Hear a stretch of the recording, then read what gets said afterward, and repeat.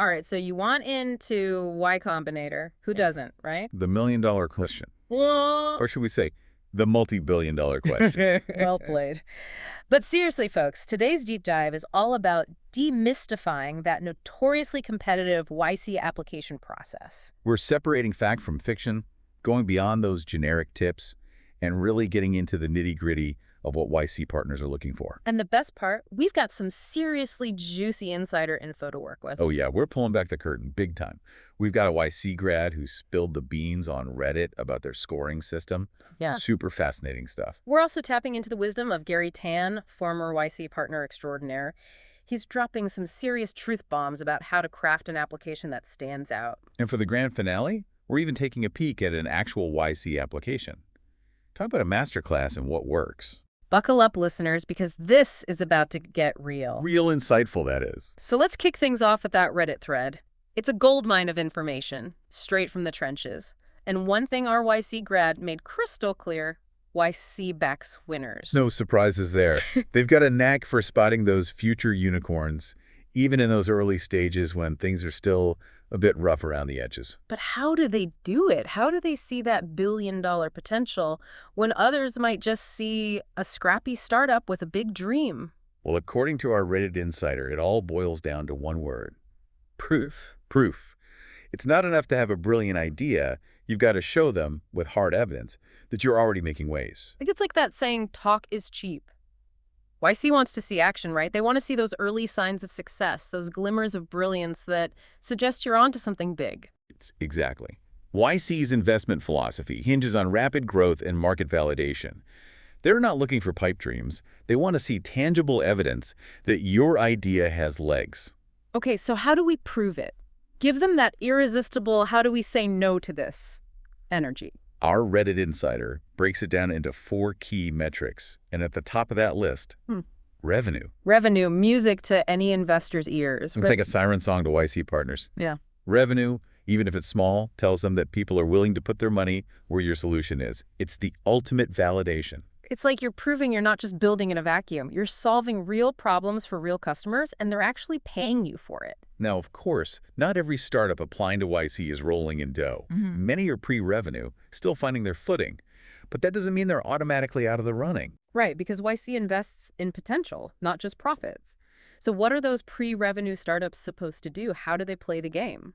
That's where things like signed contracts and letters of intent come in. They're like a sneak peek into your startup's future earning potential. It's like saying, hey, the money is on the way. We're just waiting for the paperwork to clear. Precisely. It shows you've got some serious momentum, that you're not just pitching an idea, you're closing deals. And that's incredibly compelling to YC partners. Makes sense. But what about those startups that are even earlier stage, pre-revenue, pre-launch, maybe just a glimmer of an idea and a whole lot of passion? Even then, it's not a lost cause. Remember, traction can take many forms. Even in those early stages, it's about showing them people want what you're building. So we're talking active user growth, maybe? Positive feedback from beta testers? Or even securing a strategic partnership that lends credibility to your vision? You got it. These are all powerful indicators that you're onto something people actually want. And remember, YC is all about backing founders who are building the future. It's like that saying, show don't tell, but for startups. 100%. Yeah. And speaking of showing, this reminds me of a story our Reddit source shared about the Airbnb founders.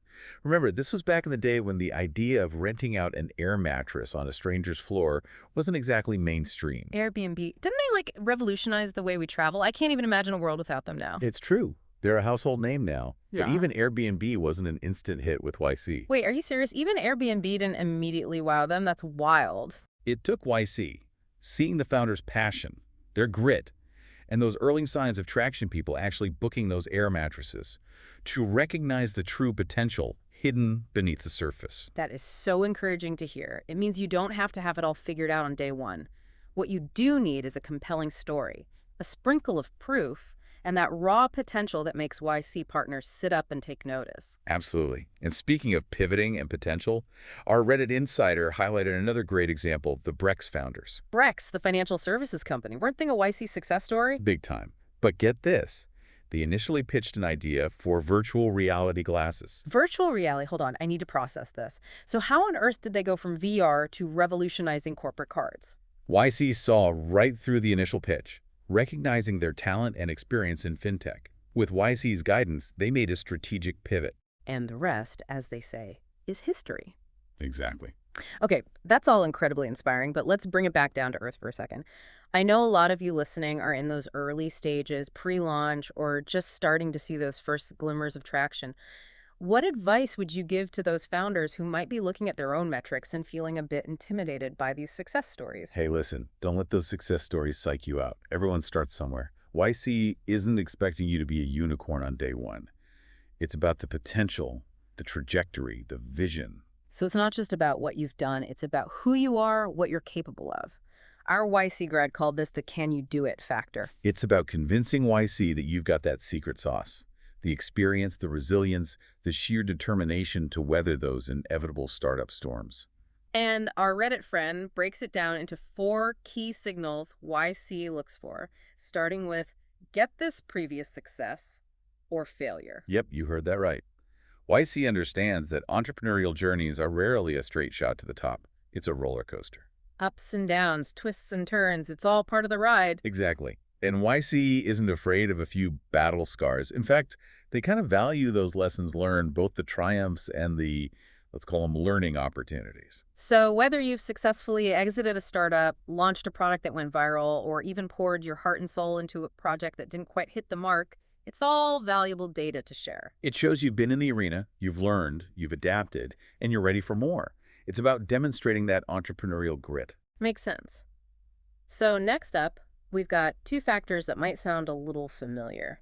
Top-tier work experience and prestigious education. Now, those might sound a little intimidating for some folks, especially given YC's reputation for backing those gold star founders, The ones who cut their teeth at Google or aced their way through Stanford. But how much weight do those credentials really carry? Is it all about that Ivy League pedigree? Well, those credentials are definitely data points YC considers, but here's the thing. It's not about checking boxes. So it's not just about having the right name on your resume. It's about what you've learned, what you've accomplished, how you've grown. Exactly. Experience at a big tech company or a degree from a top university can signal potential, but it's not the be-all and end-all. YC is looking for exceptional thinkers and doers, regardless of background. That's reassuring to hear. And speaking of defying expectations, our Reddit source mentioned something super interesting. There's been a decline in technical founders in recent YC batches. What do you make of that? Is YC shifting gears, looking beyond the traditional tech whiz persona? It's a curious trend, for sure. It could mean a few things. Maybe YC is becoming more open to founders with diverse skill sets, realizing that game-changing innovations can come from anywhere. Or maybe it's just a blip in the data, too early to say for sure. So for all you non-technical founders out there, don't throw in the towel just yet. Your unique experience and perspective are incredibly valuable. You never know what might catch YC's eye. Which brings us to that final can you do it factor, deep domain expertise. This is where your passion, your specialized knowledge takes center stage. It's about knowing your market inside and out, understanding those nuances that others might miss. So it's not just about having an idea, it's about living and breathing that problem, that specific industry. Right. YC wants to see that you're not just building a solution, you're crafting a solution that's deeply informed by your expertise. It's like the difference between reading about a problem in a textbook and actually experiencing it firsthand.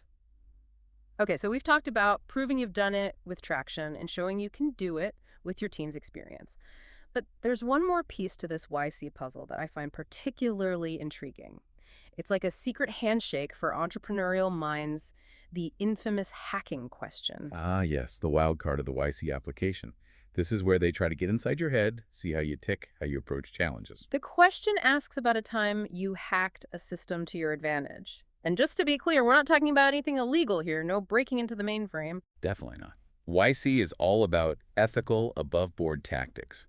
This question is about uncovering those resourceful, unconventional thinkers who can see solutions where others just see roadblocks. So it's about that scrappy, entrepreneurial spirit, finding creative, ethical ways to bend the rules, play the game, and come out on top. Exactly. YC wants to see that MacGyver-like ingenuity, that ability to use your ingenuity in whatever's at hand to overcome an obstacle. You know, I actually read somewhere that YC co-founder Paul Graham once said a truly compelling answer to this question could make him reconsider an application that initially seemed unremarkable. It's that important. It's about showing them you're not afraid to challenge the status quo, to think differently, to find a way to win, even when the odds are stacked against you.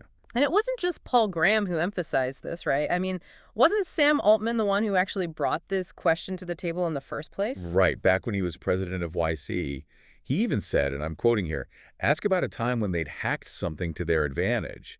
Hacked in the sense of beating the system, not breaking into computers. It's become a cornerstone of the YC application. A litmus test for that entrepreneurial spirit. It's about unearthing those aha moments, Right. those stories that reveal your true character, your ability to think outside the box, your resourcefulness when faced with a challenge. So, what's your story? What's the time you creatively navigated a tricky situation, found that unconventional solution to a seemingly impossible problem? Those are the stories that make those YC partners lean in and take notice. All right, let's talk application strategy. We've got all these incredible insights swirling around. How do we actually put them into practice? Well, lucky for us, we've got a bona fide YC insider to guide us, Gary Tan. Right. During his time as a YC partner, he's reviewed thousands of applications. He's seen it all. He's basically a walking, talking YC encyclopedia. And the best part, he's distilled his wisdom into some seriously actionable advice. Golden nuggets of wisdom, I tell you. Okay, so in his YouTube video, he lays out 3 golden rules for crafting a standout YC application. It's all about cutting through the noise and grabbing their attention. Rule number 1, show, don't tell. Seems straightforward enough, but what does that actually look like in a YC application? It's all about proving what you're saying, backing it up with cold, hard evidence. Don't just tell them you have a revolutionary product. Show them a compelling demo video, testimonials from enthusiastic users, screenshots of those impressive traction metrics. Let your results speak for themselves. Data, stories, real-world examples. It's about painting a vivid picture, not just throwing around fancy adjectives. Exactly. YC partners are savvy investors. They want to see the substance behind the hype. Speaking of hype, that leads us perfectly into Gary Tan's second golden rule. Banish the buzzwords. Ah, yes. The siren song of jargon. It's tempting to fall into that trap, especially in the tech world where everyone seems to speak in acronyms and industry lingo. It's like trying to impress a Michelin star chef with overly flowery language, right? They just want to taste the food. Precisely. Use clear, concise language that everyone can understand. It shows you understand your business at its core. It's like that old adage, simplicity is the ultimate sophistication. So true. All right, Gary Tan's third golden rule. This one might sound a little counterintuitive, the inverted pyramid. What is that exactly, and why is it so crucial for a winning YC application? Think of it like a journalist writing a news article. You lead with the most important information, the conclusion, and then provide the supporting details. So it's like saying, hey, YC, here's the punchline. My startup is going to change the world. Now let me tell you why. Exactly. Yeah. Remember, YC partners are incredibly busy people, and they're sifting through a mountain of applications. Make it easy for them. Grab their attention from the get-go. Don't make them hunt for the good stuff. It's like a perfectly crafted elevator pitch, but in written form. And you know what's interesting? This emphasis on clarity, conciseness, direct communication, it seems to be a core value at YC. Absolutely. Dalton Caldwell, another YC alum, echoed this in his startup school talk. He emphasized the importance of those small details. Filling out the entire application thoroughly, being meticulous, making sure your answers are crystal clear and to the point. No typos, no jargon, just pure, unadulterated brilliance. It all points to YC valuing authenticity, genuine passion, a clear understanding of your business, stripped of any pretense. And speaking of getting a glimpse behind the curtain, let's talk about the actual YC application we've got our hands on. It's like sneaking a peek into the minds of successful applicants. Plus, we've got Dalton Caldwell's expert commentary to guide us. Perfect. Let's start with the founder bios. It's easy to dismiss this section as just another place to list your accomplishments. But Dalton says YC is looking for something more, right? Totally. They're interested in the why behind the resume. What are those driving forces, the motivations, the passions, those shared experiences that brought your team together? It's about showcasing those unique skills and experiences that make you, well, you. Don't be afraid to inject some personality into those bios. Make them memorable. Next up, the why did you pick this idea section. This one might seem self-explanatory, but I'm sensing a theme here. It's about more than just because we think it's a good idea. You're catching on. YC wants to feel that fire in your belly, that deep understanding of the problem. Why are you the right person to solve this? It's about conveying that infectious passion that keeps you up at night. Show them you're on a mission. All right, let's tackle the who are your competitors section. This one often trips up applicants. They try to downplay the competition or pretend it doesn't exist. Big mistake.